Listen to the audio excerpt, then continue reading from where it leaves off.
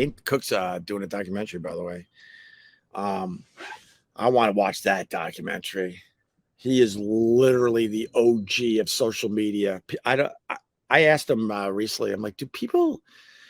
Because we do keep in touch. He's a good guy. He got a very bad rap by his fellow comedians, and they could go f themselves. They were so jealous of Dane Cook's success, and Dane Cook was showing all them the way. Like Dane Cook was on what was it, MySpace at the time, and using that to network and get people to come to his shows, and all the other comedians like were so jealous of Dane Cook as they sat around the cellar at a table just trashing the guy as the guy is flying from gig to gig on private jets because he figured it all out. And guess what? Now all the comedians are trying to catch up and do what Dane Cook did with social media back in the day, so they could go F themselves.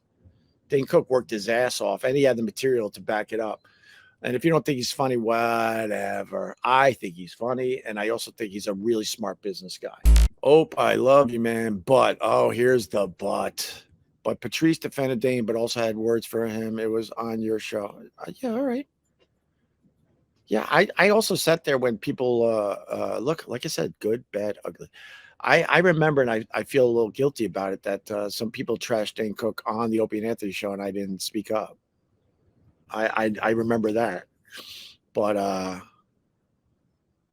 Patrice defended Dane, but also had words for him. All right, yeah, well, that's, I mean, any relationship, Dane Cook and Patrice go back to the Boston days. I could tell you this much. Like I do, like, I never lost touch with Dane Cook, and I will never forget when Patrice died. My phone blew up. It was Dane Cook. He was deeply depressed at the passing of Patrice O'Neal, and he was checking in on me because he knew, like, even though Dane wasn't as close to Patrice at that point, just because they moved on with their lives, like, I was seeing Patrice on a very regular basis. Although, like, near the end of the O&A run, he wasn't coming in as much because like, he was in bad health, and I didn't know how bad it was until obviously we all figured it out. But Dane was incredibly distraught. It was texting me in the middle of the night, like, just spilling his guts, how depressed and sad he was with the passing of Patrice. So whatever thing they might have had, in the end, Dane was just devastated by the loss of Patrice O'Neal. That I can tell you.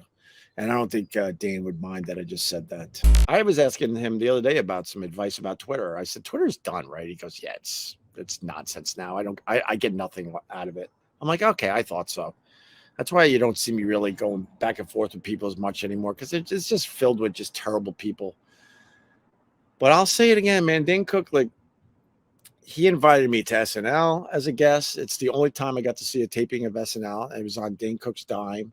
I got to go to an after-hours party. I got to meet Lorne Michaels, who knew exactly who I was and knew exactly who me and Anthony were. It was one of the highlights of my career, if you want to know the truth. Got to stay at some restaurant bar doing the after-hours party with all the fucking cast members. It was crazy. And I sat next to Dane Cook's brother, who ended up, like, ripping him off badly, hiding Dane's money all over the country and freezing just blocks of money, like, just insane stuff. But I sat next to Dane's brother that night, and I'm not gonna lie, I thought he was a lovely person. But then again, Rex's wife thought Rex was a lovely person, so you never know. And then he would invite me to his shows, and like I said, I do have a regret.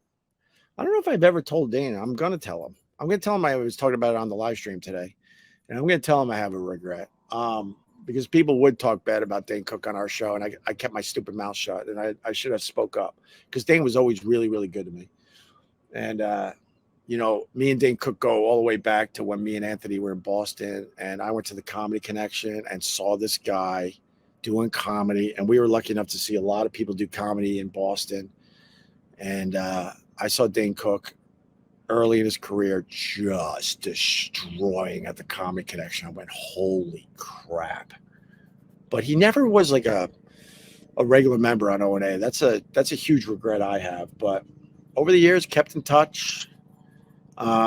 we were up in Boston. He invited me to his show. He gave me like backstage passes. I was hanging out. I don't even remember the celebrities anymore, but all of Boston came out. I mean, like the celebrity community to see Dane Cook. It was at the old Boston Garden. Maybe it wasn't the Boston Garden anymore. I don't remember that part of the detail, and he was in the round. It was just him and a microphone. It was like 15,000, 20,000 people, probably 20,000 because you can fill up the floor.